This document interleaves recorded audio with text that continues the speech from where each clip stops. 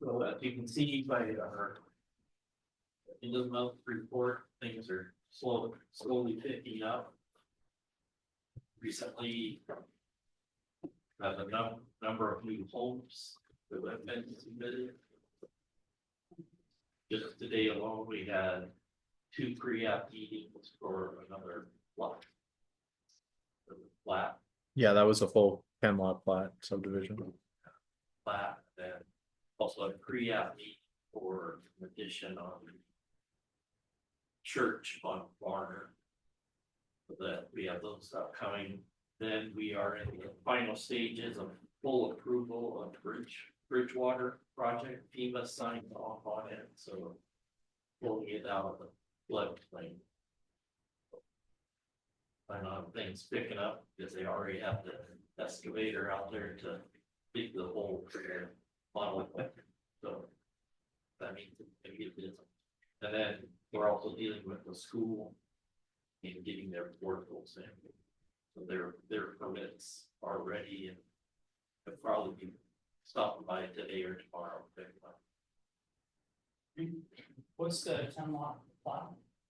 It's down off a river. This side of the RV park.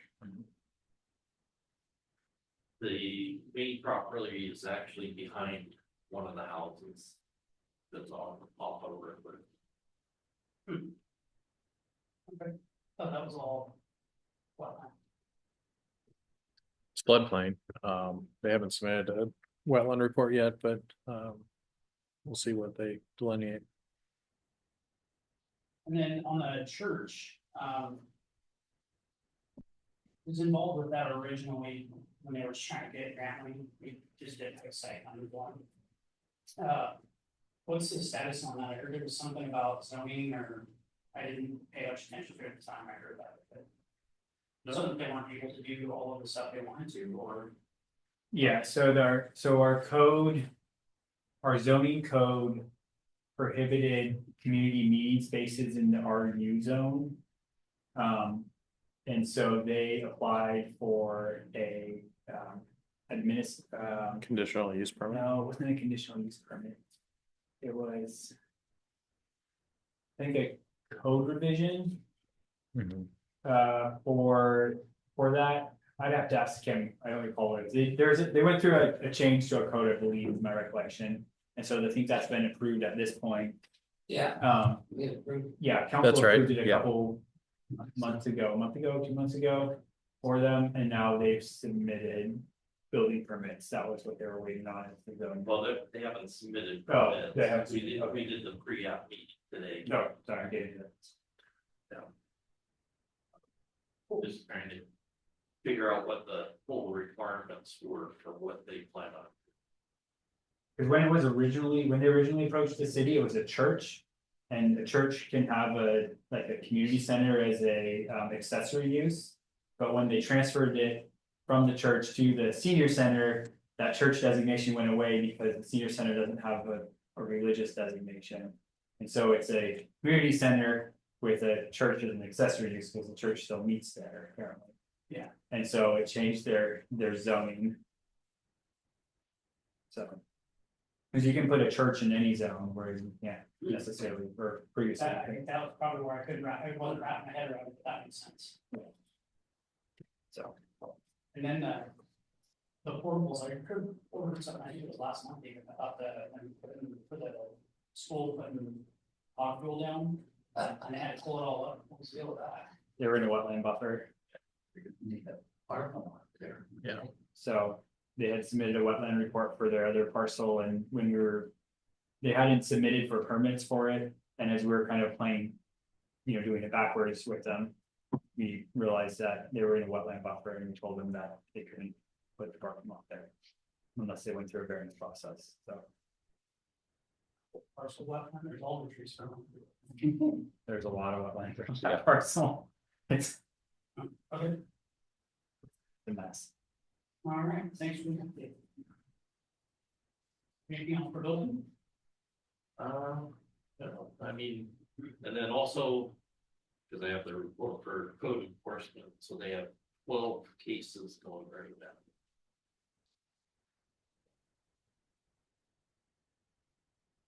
Same as Nice. Move on to that. Okay, Public Works goals, so the SCADA and telemetry master plan. Is back out on the street to try to get some more interest. And I think that's due on the 10th of April, so that's moving. And then the wastewater treatment plant and water process procedure audit.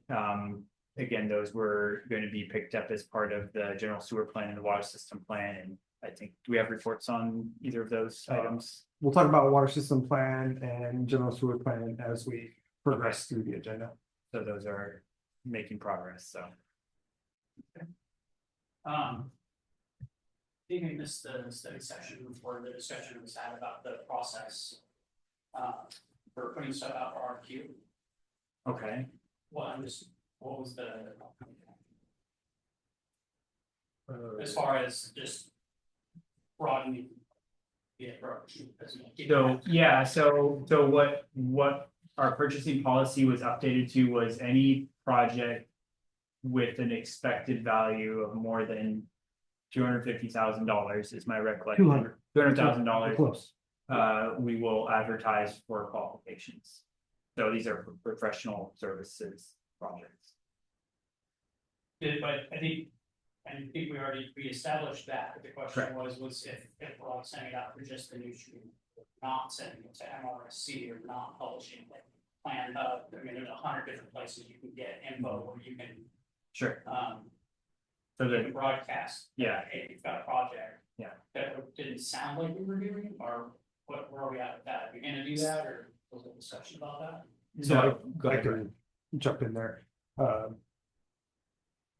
The paper of record gets it, and right now they also send that information to Daily Journal of Commerce, which JC, I did ask once we republished the telemetry master plan to make sure that it made it to that. I've also had conversations with the Builders Exchange as well. So moving forward, we'll start doing some of that stuff with Builders Exchange for everything else that we're doing. At this point in time, with it already being out on the street, again, with Daily Journal of Commerce and through the News Tribune and also on our website. Little hard to get that moving in that right direction towards Builders Exchange. But I fully intend with Kansas moving forward, everything would go towards Builders Exchange as well as News Tribune and Daily Journal of Commerce. That way we can increase that reach out there. Policy wise, on this particular process, you guys have already gone through some materials to make it happen, so thank you for that. Moving forward with any new projects, as far as our process for putting out RFQ. Is that something that we should review in this committee for what we're doing with Public Works as to where we're gonna put that out? So that, I mean, it's in the best interest of the taxpayer to put this out to as many places as possible to attract as many bidders as possible. Well, each one of those places costs money to advertise in, so. I think, Daily Journal of Commerce is over $1,000, the News Tribune is close to $1,000 to put an ad in, so. There's, at some point there is diminishing returns to advertising these things. I mean. I would rather spend $1,000 on Builders Exchange than $1,000 on News. Well, There's probably 6 people that read the News. The state law requires us to post in the News Tribune, so we don't get a choice on that one, but. I mean, I see what you're saying, I'm just saying like, let's pick a handful of places to advertise to, but we don't wanna just. Advertise. And that's what I'm asking. Sure. I'm not asking us to shotgun blocks every single meeting out there, but at the same time, putting it out to the News Tribune. I mean, candidly, if you don't want somebody to bid on something, your best place to put it is to park it in the News Tribune, because I have never looked for work on it. I don't know where your people do. Sure. People in municipal space do more so. From a consulting standpoint, we do, so like, we monitor the News Tribune, and then they all go to the Daily Journal of Commerce. And so we get, and this is consistent with other consulting companies as well that are proposing qualifications on engineering professional services, daily notifications of all the RFQs, RFPs that are in the Daily Journal of Commerce. And then I get an automated email every single day of these are the ones that we do work with, RFPs, RFQs, and then we go through and see which ones we're waiting for type of thing. So from a consulting engineering standpoint, that's where we're looking, is in the sometimes if it's a specific client, some of the small newspapers, but the Daily Journal of Commerce is where we see every day these broadly advertised from Ording, Tacoma to Seattle, King County. They're there on a regular basis. I'm not. Yeah, no, I'm just, yeah. Fully understand from your guys' perspective where that makes sense. As a general contractor, I'm on Builders Exchange, I've got Plan Hub, I've got MRSC, all of those things. I mean, literally throughout the day, no matter what I'm doing, my phone is pinging me saying, hey, all these places have work. And you just pick one you want, you can start bidding on it. I don't go to the News Tribune, I don't Sure. go to the, you know, the Business Journal, and look for that stuff. I understand, like, if you guys are specific, Parametrics does a lot of work in the government space, so that they're trained to do that. Now, if you're trying to attract, you know, hey, we want to do flat work, guy, come out and put sidewalks in and not charge us 3 times the market rate. Construction projects go to plan centers, and so we advertise them in the paper record, and then very often plan centers will pick them up out of courtesy and they won't charge. So when we advertise, and say we, the city of Ording, advertises a project for construction, goes in your paper record, and then often those plan centers will reach out to Parametrics and say, hey, can we host these plans? And we'll provide the plans and specifications, and they'll host those and get those out to the contracting community on a regular basis. So do we, I know we have a purchasing policy based on dollar value, but as far as like how, where we're gonna put that stuff out, do we have a written policy on that? No. That, Other than the News Tribune, which is, again, that's a requirement of state law. and this is purely, you know. This isn't trying to be on a cooperative basis here. Sure. But, so any feedback is appreciated, but is there, do community people reason why we would not want to do that? Or have a written policy that says we're gonna put it to these places? Or does MRSC have, you know, I don't know, it would be MRSC who would have a list of places that you should solicit for this stuff. I'm not that I'm aware of, so I'm happy to have staff look at if how other cities incorporate this into their policies, if at all. I would say that if we want to be prescriptive about where this stuff is advertised, though, it would need to live in the purchasing policy. I mean, if I'm building a multi-million-dollar hospital, I'm reaching out to as many places in and out of state, everybody that would potentially want to bid that work to give me something. Because in that process, it's not just about getting it out to 20 different people. You know, there was a project here in Ording that was off by $2 million, and all the other bidders didn't even recognize it. And that project's now under that. Had it not gone out to multiple people, that would have never been brought up. And so it was brought up, they ignored it. Hands down, but on top of the hill. And project. So they excluded $2 million worth of export, and nobody bought it. So the people that they had sent it out to, nobody had that in their budgets. And you know, so when we get projects and now we start getting change orders and things of that nature, the more eyes you have on it, the more things you can potentially expose. It's a benefit to the city. So sure, gets that, so that's all I wanted to do, is just bring some more comprehensive approach to how we solicit pricing for our projects. And I can definitely say that Ashley's done a great job, as she's been in our capital projects role with some of our other RFPs. Like the trail realignment, Safe Streets for All grants, to where we've got some other potential avenues that we send it direct to them as well when we get ready to post. That way they're also aware. If they don't necessarily get it from Daily Journal of Commerce or the newspaper. Thoughts?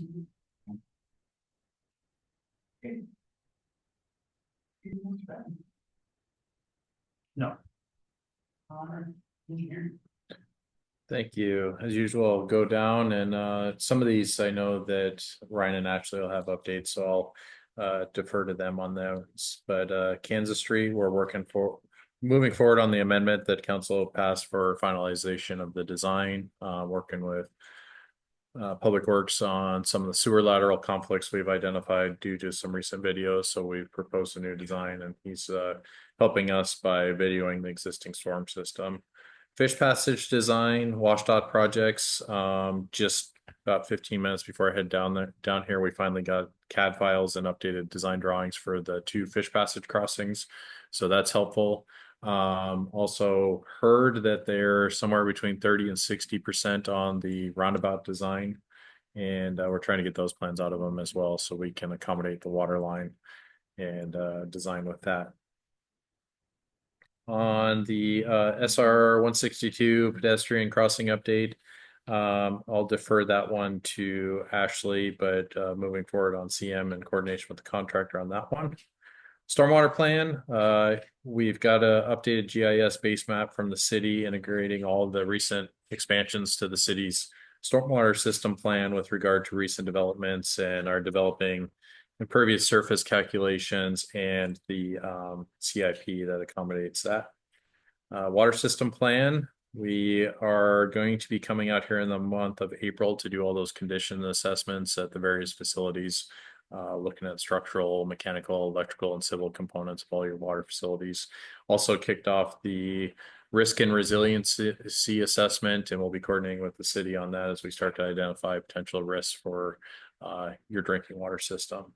City standards, we are working forward on that. We've gone through and Ryan and his team provide all the comments on old versions of city standards. We've put those in a Bluebeam session, and now we're going through all the make and model of various materials in your city standards to see, are they still currently made? Is there a better product out there? And then we'll sit down with the city with recommendations and allow them to make the decisions on the various materials that live throughout your city standards, whether it's water meters, valves, hydrants, that type of thing, down to the color painting your fire hydrants. So we're working through that this week, and we'll be getting it back in touch with Ryan here in the next few weeks. Project. We've been pretty comprehensive about the automation and all that stuff, but as far as like pumps, valves, and others, things of that nature, we haven't really talked about that. As you guys are going through that review and updating the standards, are you guys building an assessment, a risk assessment of that existing equipment for? There's a risk assessment as part of the water system plan as we're going through the water facilities. Yes. Standards, usually municipalities don't standardize around, we have some rough guidelines for pumps and things like that. But you don't install enough pumps in order to have like a standard. Typically it's around what's in your right of way, what your meters, your side sewer details, those type of things that you see on a repetitive basis, every single plat, every single construction project in town. So kind of a combination of those two. I'm sure during the water system plan condition assessment, we will certainly identify some things that should be included into those standards as well. And then on the telemetry side of things, we're leaving a placeholder in there for all the telemetry standard details that'll be developed during the SCADA and telemetry master plan. So at this point, it's just in the index and to be added later with the completion of that project. Process on that was like, for instance, like the wastewater facility, we have a full project for that. If we have areas in town that have almost whatever that might be on that risk assessment, that maybe that gets incorporated somehow. Yeah, we do have some preferred types of pumps and materials that staff have over the years. It just all varies depending on where you're at and what we're working on. For example, generators. Cummins is probably the best diesel generator that's out there versus Coles or a different manufacturer. So we are keeping track of those in our asset management system itself, and over time working towards when those come up for replacement, standardizing it to one type of manufacturer and making sure that we're addressing it in that fashion.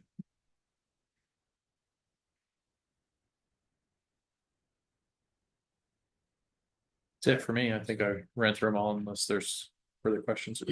That was, Yeah, they're putting a small roundabout at Orville at 162.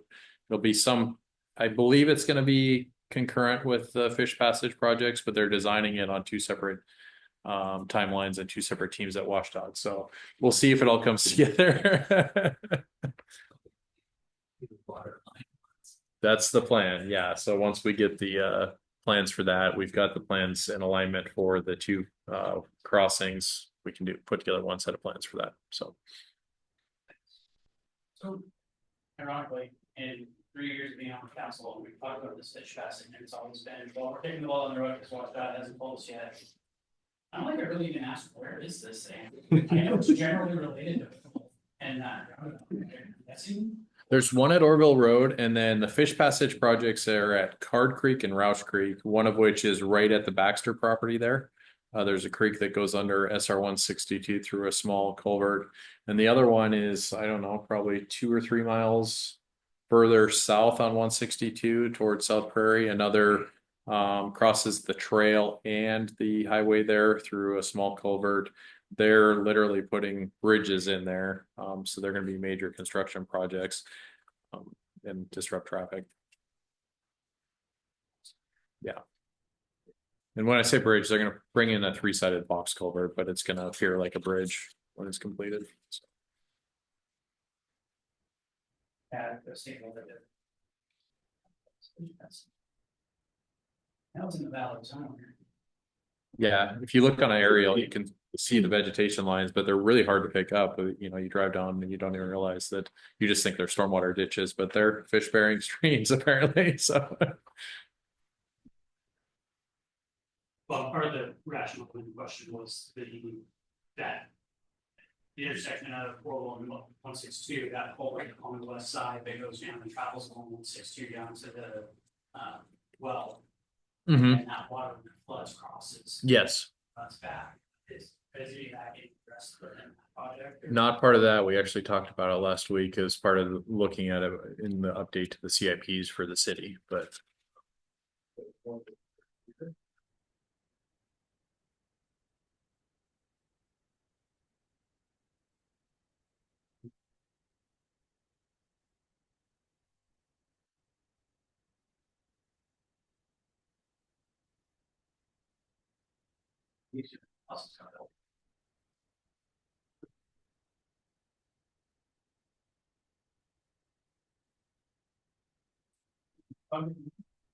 Yes, excuse me, good afternoon. Yes, so Kansas Street Southwest, to add on to what JC had to say, we have 4 temporary construction easements yet to sign. So we're super close. Ryan and I met with somebody yesterday at lunch. We're working really hard to get those easements in place. I feel confident that we'll still bid the project late spring. So that's very exciting. And yeah, we will look at posting it on Builders Exchange, all the places we talked about today, so we can get some good advertisement out there for that. The bridge, there's a couple of things in your packet that I just wanted to go over. So we do have a agenda bill for amending Parametrics Construction Management Services contract, and that is to add some scope for deal with the anomalies that we've located on some of the shafts. There's a variable height stair redesign that we need to do, and an east stair landing retaining wall that needs to be added to the project. Parametrics is still working on the cost estimate for that, but we anticipate having that by the next council meeting. So we're just putting that in front of you. That will be coming forward. It is a critical path change, so we will skip study session and go to full council next week. And we'll send you the proposal as soon as Parametrics has it prepared. And then we also have an administrative settlement with Quigg Brothers for increased costs due to the delay at the start of the project. And so that is also a critical path request. And so that will also be going to full council. And that is all included in your packet. There was an increase in the cost of concrete. Their quote expired at the end of 24. And since the project didn't start until 25, their cubic yard cost is $5 more. So that's an increase there. And then when they bid the project, there was not a crane included in their bid. And because they owned a crane at the time, when the project got delayed, they sent that crane to another job and had to rent a crane. So it's an additional cost that they've incurred. So that's a settlement that we're working on with Quig Brothers. And if you have any questions about those, I'm happy to answer those.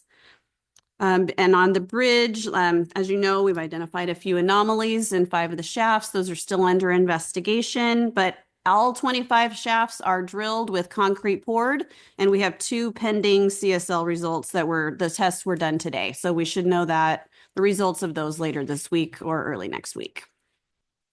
So before I move on to the trail, do you have any questions on either of those things? Okay, go for it. Okay. Yep. Then we have additional work due to changing the staircase. Yes. I guess what were the 3, what were So one is to help us get through the anomalies situation we have on those shafts. That's going to require some additional scope. In the design, there is a variable height stair at the top of the west bridge landing. So one side of the stair is higher than the other, and it was designed that way for drainage reasons. We have looked at this further and we realize it's a little bit of a long-term liability for the city to have a variable height stair. So we're asking for them to look at that, and that's going to include redesigning some of the drainage to just change the way the elevations are on the top of the bridge. And that is so that when you're going up the stairs, you have this mind-body connection that, you know, your mind is expecting all the stairs to be the same height. And with the top one not being the same height, current staff feels that that is a risk we would like to try to mitigate. So we want to redesign that.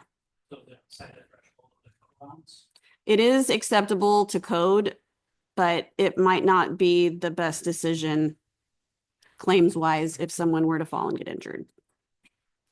Long term, the city could experience claims for injuries if someone were to trip or get hurt there. So that's why we would like to redesign that. And then the last part was the east stair landing retaining wall. There needs to be a retaining wall behind one of the private properties to keep their property, you know, from shifting the dirt. So that is a retaining wall at the east stair landing. It'll be a soldier pile wall, and they are looking into that for us now too. So, you know, when you design a project, you do your very best to catch everything, but there's always something that comes up. And so this was one of the things that they found early on. The contractor noticed that there's no retaining wall to keep that property from shifting. So we need to add that in there. The construction manager side of me jumps out with lots of questions. Mhm. The policymaker side of me said, shut up. To a degree. So to be fair, the policymaker side with the construction management knowledge. So whenever I have a project that something goes south, I go back and I look at why, you know, why did this happen? How did this happen? How to avoid it in the future? Mhm. So with from the policy side, approving money, I need to wrap my head around how these things happen. Mhm. With the landing, I mean, we have CAD drawings, we had topos prior to, we had site plans. How did we miss that? Was there a geological anomaly that we didn't see that we found out only after we started this project? Why did that change? That is a very good question, and I was not part of the design team, so I am not equipped to answer that. So I will defer to parametrics. Yeah, so it was something identified on the plans so it wasn't in our scope to design initially, this retaining wall. And as we were dealing with landing and realizing that in the future this would likely be improved when the school would develop the parcel next to it, Rocky Road, to some degree, there was a question of what is Rocky Road going to look like in the future, and nobody knew. So that last set of stairs is a pre-engineered set of flight of stairs that is into the wall, into the embankment there. And so it was we're gonna have to figure out some of this during construction. Maybe the school district will move forward with some development plans that we can incorporate during this. But it was honestly like, we just have to put this on the plans to be designed later. And we didn't put any effort into design in it. It was like a box there that said, work with contractor that is selected to engineer the stairs and a wall. And that's where it is on the plans. So does that live anywhere in the contract with, as an exclusion? If we knew that that was gonna be a potential cost? It says the contractor to provide pre-engineered stairs. It does not identify how to deal with the slope. And that was something that we had to work with during construction as part of this. And so we've been working with Quig on that, and our structural engineers have been working with the geotech to design a simple soldier pile wall associated with that. I can wrap my head around how that can happen. Yeah. The question is, how do we prevent that from happening on Canvas or on any of these other projects that we have? How do we identify that, hey, there's a list of things that we don't know about. We're gonna go to council and we're gonna ask for a bucket of money. And we're not gonna tell them that there's other stuff that we know about. I don't think anybody did that intentionally. No, I don't think That's not so. the allegation, but Right. the issue is that if you know that there's, you know, and I'll give you another example. Temporary construction easements on the bridge. We talked about it. I asked about it. I was told, nope, everything's handled, it's taken care of, no problem. And then we find out it wasn't. And now we delayed the project, and then there's costs associated with that. And now we're getting hit for 13 grand for concrete. We're getting hit for a crane that had to be rented for $33,000 that should have been in scope. That's not our problem if you have to go rent equipment. My machines break, I have to go rent one. That's just the name of the game, cost of doing business. So the root cause of that is there was something in the contract that we could have changed to address that. Now, whether that's saying we're gonna do a lump sum contract and putting a broader scope together. But my issue is, how do we can't go backwards, but we can go forward into Kansas. How do we make sure that we don't have these things that we know about that we don't include in the contract, and we go out to the public and we say, we have public comments and public meetings and, hey, we're gonna do this project for $10. And now it's $20 because there's a bunch of stuff you guys didn't know about. We knew about it and we didn't tell you about it.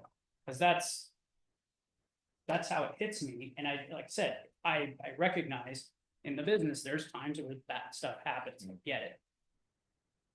But it just doesn't feel good when it feels like we knew that there were some things that weren't done. This variable height stair, there should be modeling, whether it's BIM modeling, if you guys went to that extent with this thing.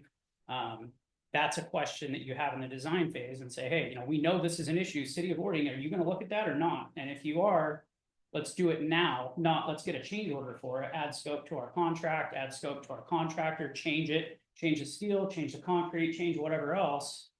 Yeah, the stairs were shown on the plans from initial submittals. Obviously, there's been turnover in staff and not deferring who or what, but it's been there. And obviously prior city staff reviewed the plans, and as well as WashDOT. It's within code, as Ashley mentioned. So that was reviewed, and the request was to redesign that. Okay. I will say one thing that we are doing different in Public Works is we're bringing our team into the conference room and we're doing a page turner. And we've already done this on the Kansas set. We had our wastewater team, our water team, and our stormwater team set with us. We walked through every single page and came up with some really good comments that we gave back to Parametrics that they're incorporating. Like one example is having a cluster of 3 valves instead of just 2, so you can control water quality, having a water sampling station for the water team. Oh, I don't remember. We had some really good comments that we gave back. So we are going to be going through the plans with our team before they go to bid, or actually before they even get to 100%, to make sure that our team has looked at it. I don't know if that was done previously or not, but that is one thing Ryan and I are doing now. And Glenn is our superintendent, can't talk. He's also a senior construction inspector, was his job before. So he comes with a lot of construction experience, has a lot of good feedback. And then we also have a lessons learned log that we've started on for like the temporary construction easements example that we will review when we're planning future projects to make sure if any of those issues could happen on a project, we're thinking about how we're going to address that. As well as getting utility relocations done out Yeah. of the way before we even go out for bid. Like on Kansas, PSE is almost done with doing their relocation, and then the Lumens and Comcast will follow as soon as they're done with that. So we shouldn't have any kind of delays from a temporary construction easement, utility relocation down there, as well as going a little bit farther, doing actual on-site cleaning investigation, figuring out what the internal structures of what we can get cameras inside for the project. I've actually got a crew out there from Provac right now on Kansas, jetting and doing video inspection of the entire storm line that runs that whole length of street. And we have been able to identify that storm line's pretty old. It really does need a complete replacement in a lot of locations to where concrete's missing in certain elements, where you can see the dirt above the pipe to roots about 2 or 3 inches in diameter going through that storm line. So we're doing what we can to validate all of the engineering assessments as it goes forward. And the reason I say that is the original design called for a 24-inch diameter culvert going down Kansas. That's not possible because we've also got sewer laterals that are going right across. It's an 18-inch existing. If we upsize to 24, now we have a large number of utility conflicts that create additional problems if we were to go to construction. Which now we're going to stick with an 18. We're going to replace the piping. We're going to adjust some stuff on the other side of the street to pick up the additional storm flow and prevent those issues from being at the point where we're in construction, then having to deal with all of those situations. So just know that my team is very aware of some of those lessons we are learning as we're taking over some of these projects that have already been designed and on the road to construction. And so the struggle here is with city staff. It's commendable that you guys are taking that time to dig and do a deep dive into that. With, you know, Parametrics is a partner of the city in this, and we want them to be as successful as the city.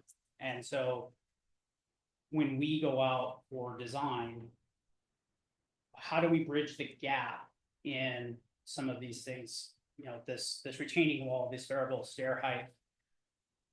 From the designer perspective, if I design a building and I draw the building and do the architectural of it, I'm not a structural engineer, but I got a general idea how it should go.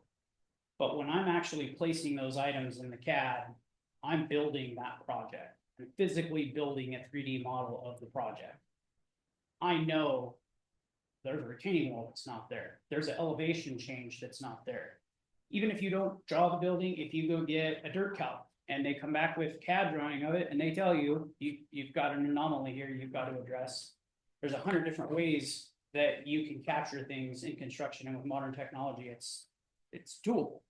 So when we have these misses, where do we, from a policy perspective, because the conversation changes if I'm the project manager, but from a policy perspective, how do we change our policy to capture those things? Do we put additional resources in the contract and say we want everything BIM modeled? We want, you know, what level do we want to take that to? Or does the city of Horning want to say, well, you know, we're going to skimp on design because we want to save a couple bucks? That's something that the council has to decide. But some of these things are knowable. Some of the change orders we've seen are preventable. And so my only concern is not saying, hey, it's somebody's fault. That's not the issue. The issue is, how do we move in? We've got multi-million-dollar projects coming. How are we going to fix it?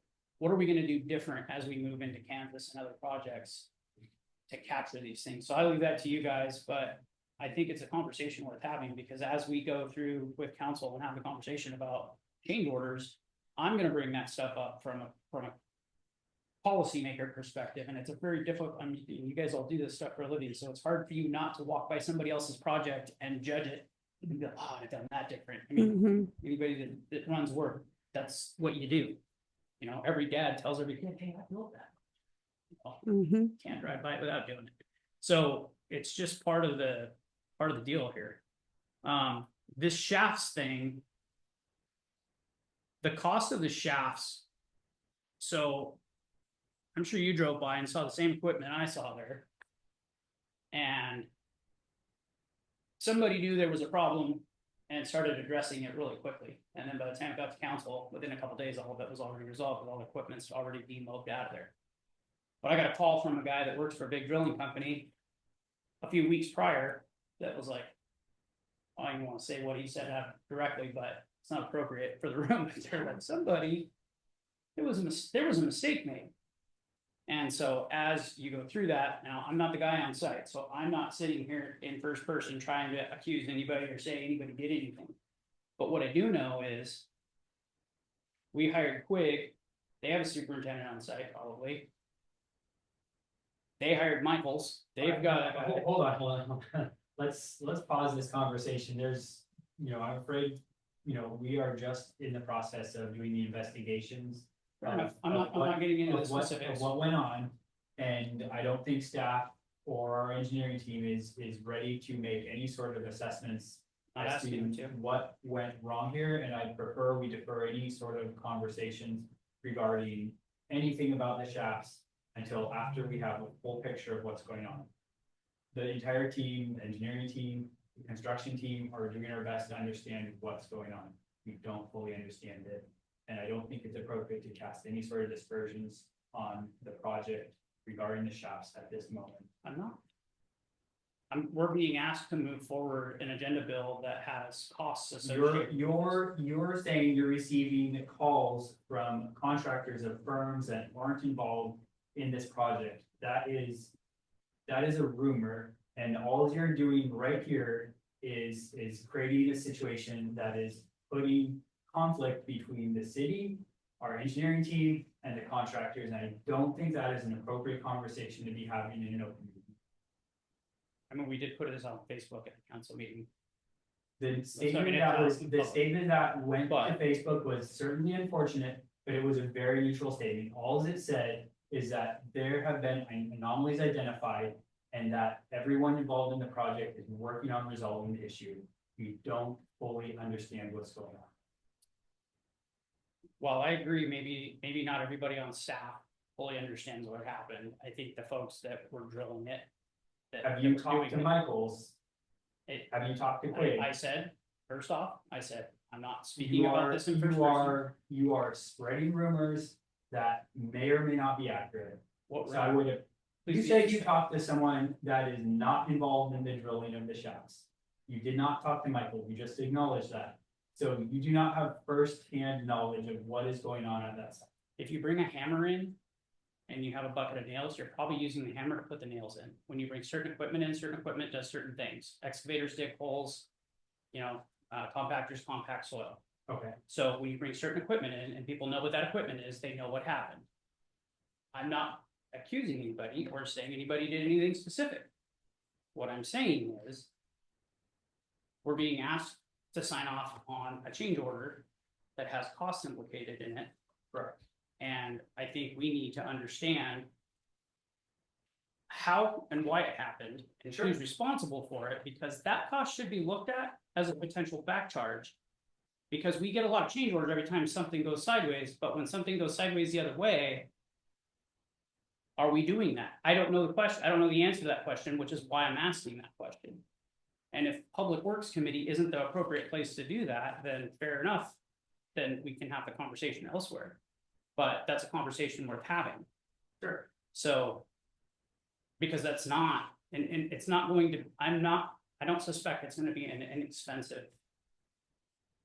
Cost add. So somebody's gonna have to pay for it somewhere. And my job is to be the policymaker that protects the city, the taxpayers from paying that change order if that's not something that the city was responsible for. Agreed. And so there's things that I'm not gonna say in the public setting. There's also things that I know. So Well, then let's keep our rumor mill out of this conversation. there's no rumor mill. I'm not You said making a you- specific allegation. I'm simply, what I said was. Okay, why don't we move on with your specific question then? What's the concern? Maybe we should just have this in executive session then, so we can do that at the council meeting. That's what we need to do, Okay, I think that's for consideration. so. We'll have a cost by that time too. There's not a cost associated. There is going to be a cost associated with it. They're still working on the proposal, so I don't know what that cost is yet. We will have that before we go to council. Okay, Okay, so, any other questions on the bridge? Councilmember Hogan? So, on the crane, Yes. when big contractor has a job, they have their equipment pool. They actually lease that equipment out to that job. So that crane's not free. There's a cost in there. So I can see us picking up the additional cost because we started late, but not the whole cost. Does that make sense? Yeah, that does make sense. So I'm just curious, I mean, sure, we started late. They mowed the rig.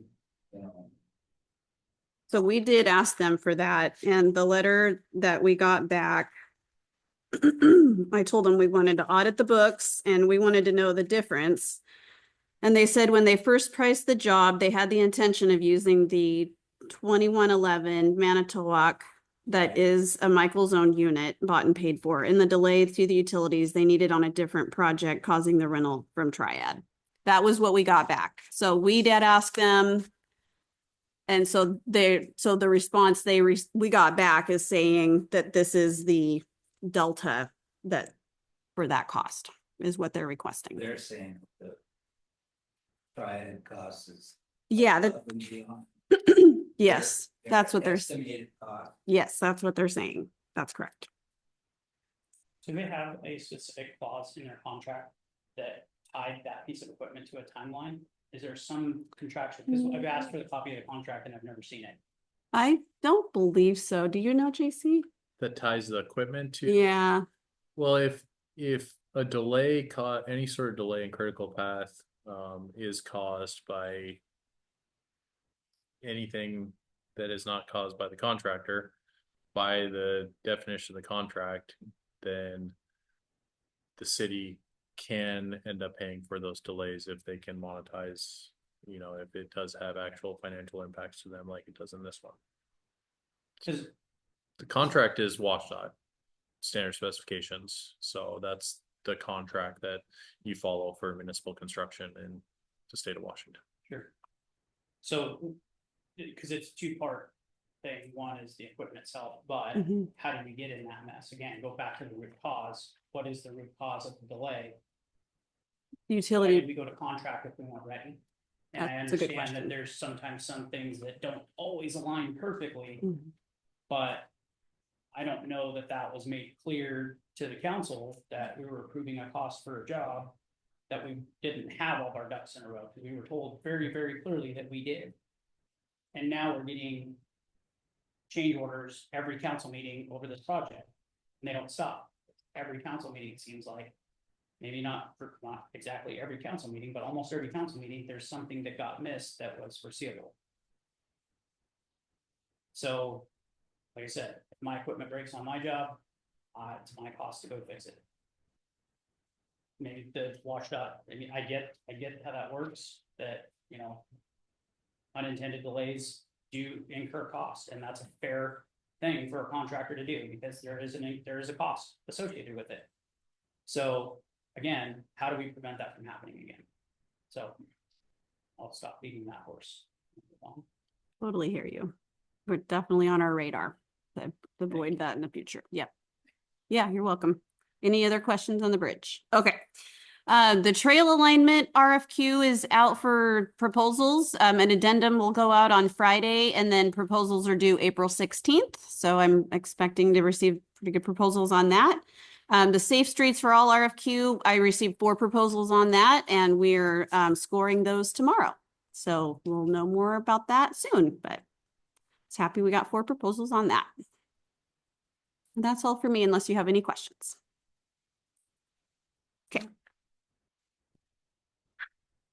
All right. Public Works. Just scrolling down on the agenda.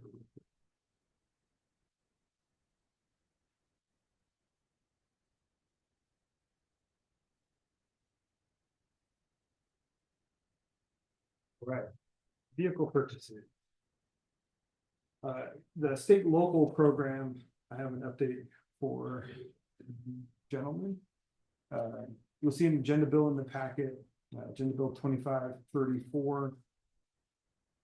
The amount budgeted for both the Vector and the sweeper is $710,000, but the overall cost of the item, once I went through and got our official bids back, including the chassis for both vehicles, was a little bit over $1 million in total vehicle equipment for staff. In talking with Administrator Larson, I learned about this state and local program. And we believe that that is a good viable solution to help us procure those vehicle items. So in the agenda bill, it essentially says we received quotes for the sweeper and the Vector that exceeded the amount originally budgeted due to the cost of each vehicle chassis. In an effort to fund those, I provided a staff note and program slides as well.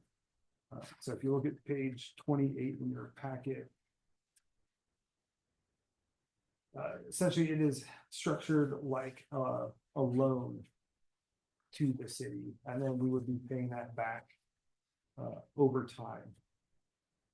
We're eligible. The terms are pretty much just like you would a car loan, more or less. The only difference is it's the state's bond rating that's backing that, and it's got some benefits due to the economy of scale for using that program. Administrative support wise, it has some technical aspects that include structuring the issuance and the compliance of it. If approved by the state, we would make payments in June and December each year towards that principal on the loan. The only thing that we need to get started with Tammy, our finance director, is a notice of intent and credit application, and then it would go through that process of being approved. Once the state approves that portion, there'll be a reimbursement resolution and some financing documents that would also be created. And then at that point, instead of us waiting potentially until 2026 or 2027 to budget those funds for those quote amounts, which now with tariffs and other things that are going to be potentially applied to vehicles these days, those prices could increase. This would be a good way to finance those vehicle equipment items over time. So these are only 2.9 to 3% interest loans, or we're not gonna get that anywhere, are we? 3%, and I highly doubt that we'll get that anywhere else. We do get that freedom to say we could replay this in a certain period of time.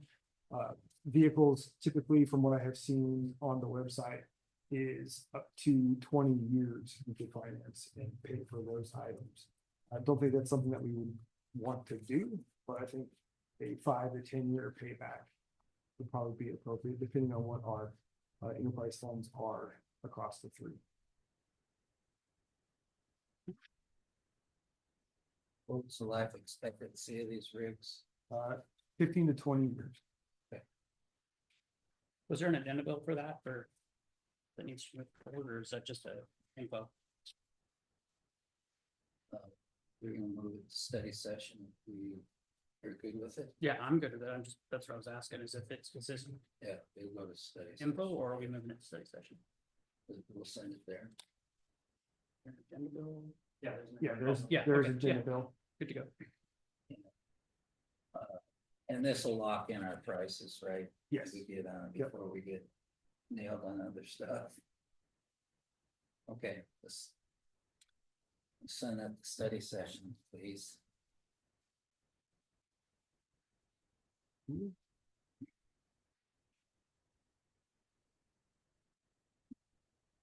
moving on to the next item on the agenda is the WRRF biosolids project.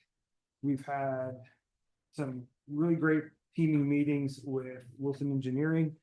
We did get our preliminary design report back with some comments from Ecology. We actually met with them on Monday afternoon to discuss those comments, and Wilson is updating those for Ecology. They're working on progressing to the 90% design. We've done some value-added engineering to make sure that we've got a good workable facility that gets installed. And one thing that I'm going to be working on kind of as we near the end of all the investigation with the bridge, I'll have a little bit more time to dedicate towards a good staff summary of this is where we started, this is where we're at, and where we're headed as far as the WRRF is concerned itself, the biosolids portion. Any questions on the biosolids facility? And I will say, we have looked at the 3D modeling for the building as it's been designed and all of the digester basins and everything. So we're looking at that 3D full picture and letting them know that, hey, we don't think that's going to work. It probably needs to go this way, or we don't need guardrails all the way around the top of the digester basins because there's not anything mechanical that we need to perform maintenance on. So adjusting things to what actually is required and what is needed versus them just designing based on what they presume. So it's been a very, very good conversation as we're working through that. But So- I'll provide more. Question probably for JC on this one, just a professional opinion. I wouldn't think BIM modeling would be necessary. It would be boilerplate enough for one of these facilities to be built, but would there be a value, or are we doing BIM modeling? Uh, I would say it's pretty close to what JC's team did during the first design, to where we went through basically in 3D complete virtual rendering of the entire facility that was constructed. And we did pretty much the same thing with Wilson Engineering. It's been very, very helpful for us as staff to see what their vision is. And sometimes looking at plan sets, it's a little bit hard flipping through different pages. Two-dimensional, yeah. So it does make those more complex types of projects easier to understand how everything relates together. So when I'm saying BIM modeling, I guess in my mind, maybe to clarify that. So like when we're building a hospital with an operating room, you've got med gas, you've Yeah. got med vac, you've got oxygen, you've got a hundred Conduits things and- that have yeah. to be in the same place, Yeah. right? And you can't build a house where the HVAC guy doesn't come out and cut a joist out. You've seen it 100 times because nobody planned on where the duct goes. Yeah.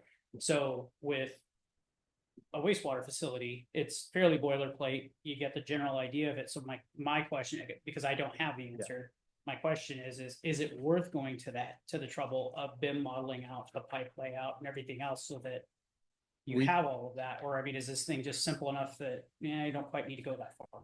There's no value add. We BIM model everything, and I'm not sure what software platform they're using. We use Revit. I would say 99% of our facility projects, pump stations, water, wastewater plant upgrades, or greenfield, we BIM model everything unless the client says, no, we don't want it specifically. Just for that conflict resolution, pipes, conduits, etc. Much easier to see on a 3D model versus 2D.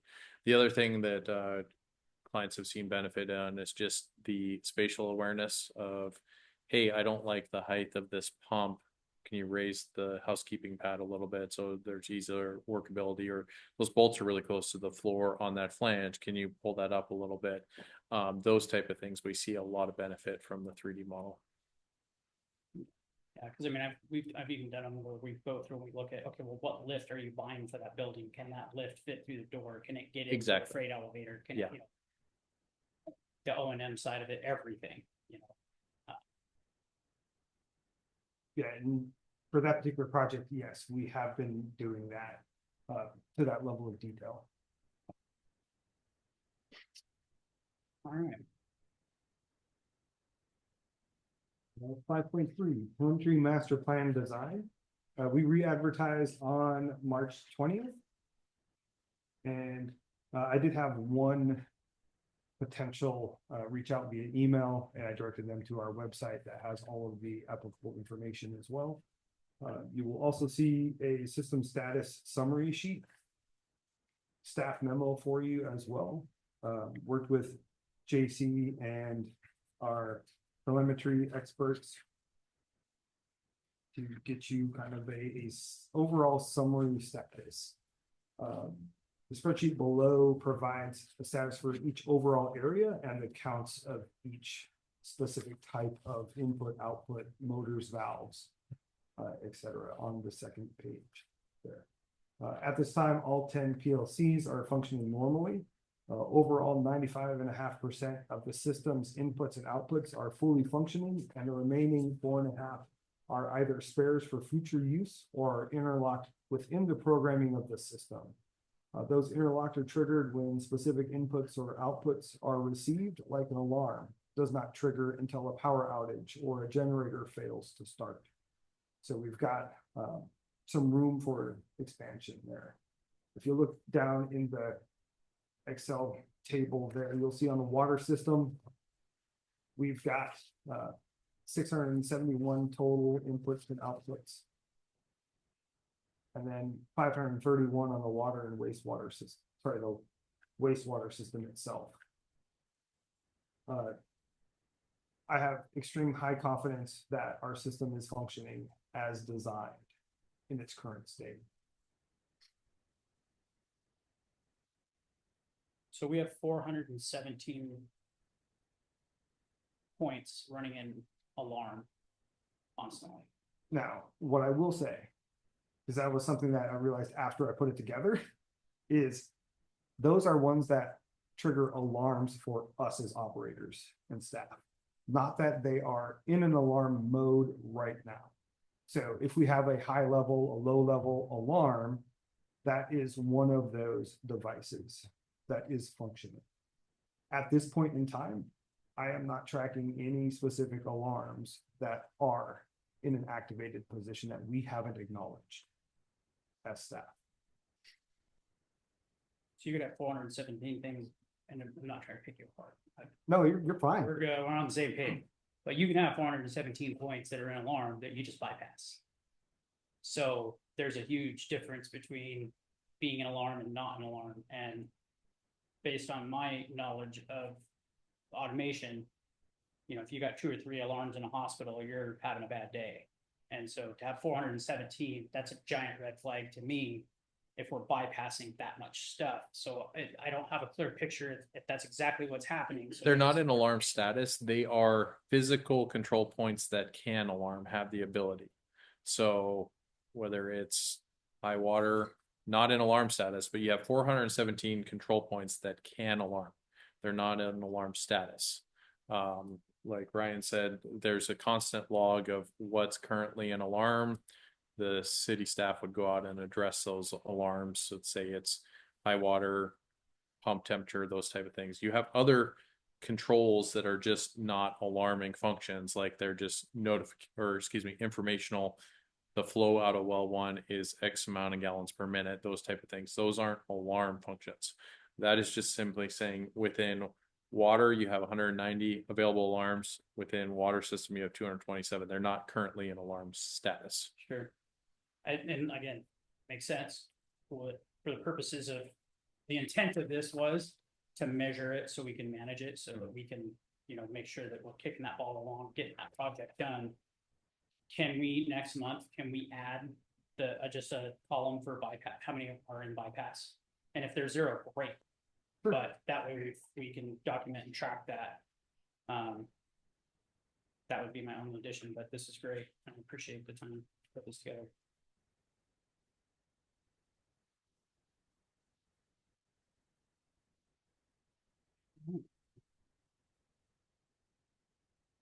Anything else? With that, I have one last item to just briefly discuss. Our 2026 to 2031 CIP TIP process. We've already started meeting internally amongst staff to get that ready to go for the May committee meeting. And we'll be incorporating the CIPs from all of our draft products into that conversation. We met, I think it was last week. Yeah. And had some really good internal discussions on where we think we're gonna get to sequencing of different projects and other projects that I've got tracked on my board in the office as well. So we'll have that ready to go for a presentation for you two and our committee. With the water report, storm, all that stuff, all the reports, or all the studies that we're in process of, will all that stuff be done by May, or to a point at least where you can identify potential target projects? We'll be able to identify a good significant handful, but I would expect our full integration to happen in next year's version of the CIP TIP overall. We have a pretty good understanding of major ones that we would like to address kind of earlier in that 5-6 year cycle. Just trying to find the right time period of when we want to get after certain things is kind of where we're at this moment. Okay, yeah, because as I've alluded to before, very much different than some of the capital improvement projects we have going on that are really critical of cost. In this case, I want to expedite, and if you have a project that that needs to be done, but we don't necessarily have backup for it, but it makes sense if we can get that in the conversation and maybe get money flowing towards it. I would love to be able to do that, because like I said, I want to see you guys be a world-class shop. So the faster we can do that, the better. We appreciate the support. It's my 2 cents. Are there any projects that the council members are tracking that they would like to see in the initial draft of this? I wish I knew more in depth what was going on. But I only have what we see in this meeting, so. But you talk with people, you hear people's concerns about stuff that's going on in the community. The telemetry is the biggest thing. That's gonna be there. The wastewater facility, that's another big one. There's lots of underlying stuff there that just needs to get handled quickly. Stormwater's got roots coming through it, pipes falling apart, dirt showing through the top. I'm listening, but I don't, if there's a way that we can support by, lobbying our other council members to say, yeah, let's throw money at this problem. I'm the anti-throw money around guy, but not for this. Public Works and cops. Let's spend money, let's fix stuff, make it right responsibly, but yeah, that's all I got. So, do we have anything? Oh, wait, finance. I'm sorry. Are we wrapped up with Public Works? I am good. Thank you. Fine. Hello. So we're still working on annual reports for the preparation. It's due on May 30th, so we have a little bit of time still, but there's some things that we're going over to make sure that we have everything completed. So, and then quarterly reports for first quarter will be coming out in April for everybody to see. It will be the same type of reports that we've been doing in the past until we have an idea with finance committee what council wants to see. And then once that's decided, we'll switch the reports up. But we did I sent out monthly reports, or tried to send out some monthly reports for March to staff to kind of keep track of where they are budget to actual. And that could be something we take a look at with council as well. But we started our budgeting process as well. We started with the TIP process, and then we'll work through that. I have training next week, so focus a little more on the budgeting process and be able to kind of get a good start to it here in the next couple of weeks. And then they're working with Ashley to manage funding as we go through the process with the pedestrian bridge. She's doing a request for a drawdown from the state of Washington for our grant. So we should see close to $2 million in the next couple of weeks, or actually probably next month or so. Yeah, for that. But just managing cash flow from that perspective, since we paid out about $2 million in the first quarter. But other than that, not much else going on. All right. So you said new reports. then that triggered a memory in my head from last year at the end of budget season. The council, it was kind of a widespread conversation that we had, about reports coming out and they're seemingly different all the time. And so it's hard to track and just get used to, okay, if I see the same report, then I can see the anomalies in it, and we have 3 minutes to spend on looking at it right before the meeting starts. The more things change, the harder it is to track, so, best of luck to you. But hope we can, They will be the we'll same try, for I'm this sure quarter. it'll be great, but, as much as we can standardize that stuff would be great. Yes. Okay. Is that all for finance? All right. Councilmember Houghton, do you have anything else? Okay, so we're sending the truck stuff to study session. Laura? Yes. And what are we doing about the agenda bill 2533? The change order stuff, is that on hold till we get, or is that something you want now? Those ones, correct me if I'm wrong, those will go to council next week. At council Critical meeting? path. On that, I would like to formally request on the record an executive session prior to action, so that we can just have that conversation. Open conversation. I don't have a problem inviting JC and Ryan to that meeting. I don't know what your thoughts are, if that's appropriate. So at the next council meeting, we wanna have exec over this? Yeah, I just, and Yeah. I don't have, again, I don't know firsthand. So I'm not making allegations, but like I said, you see certain things, they trigger certain thoughts, and that's, you gotta ask the question. That's the prudent thing to do. So I just wanna have that conversation. And if I'm completely in left field, so be it. But, so we're gonna talk about it. So,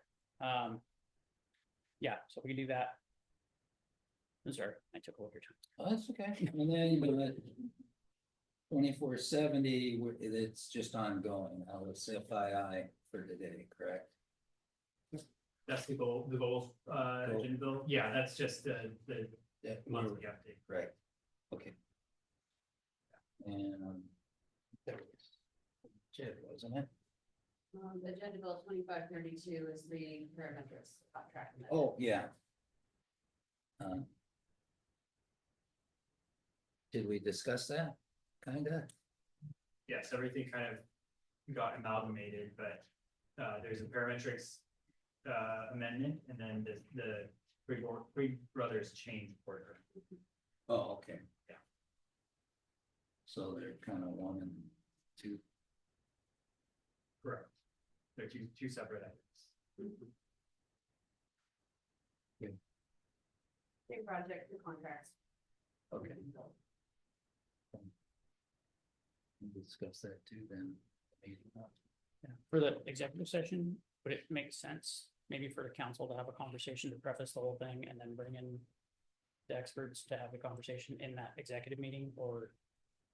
I'm just thinking that way everybody can get their thoughts out on the table, and then when they come in, we can just get to the point. Doesn't matter, I mean, either way, I just, Why don't we chat after the.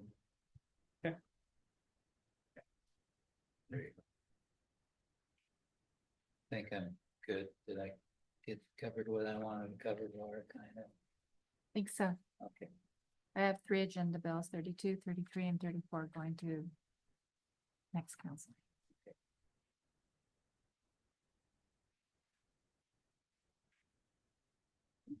Any other? I'm good.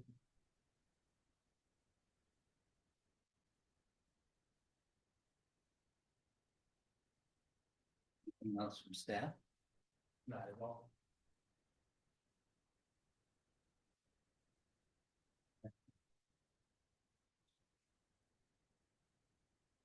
just here for the You have the agenda bill number. free air. All right, if there's anything else, anybody? If not, we'll adjourn. Thank you, everybody, for your time. Thank you. For your, And Okay. are you coming with me?